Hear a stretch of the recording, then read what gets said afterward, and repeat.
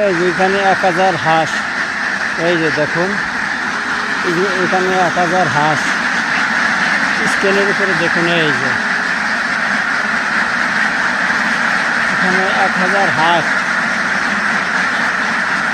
1000 হাঁস বাইরে বাই।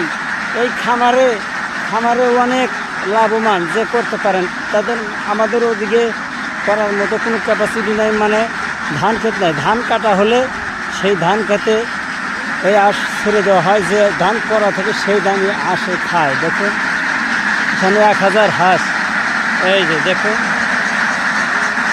1000 হাঁস, হাঁস আর হাঁস। এই যে দেখুন হাঁস আর হাঁস বাইরে বাই, একদম 1000 হাঁস। এই যে দেখতেই পারছেন ভিডিওর মাঝে।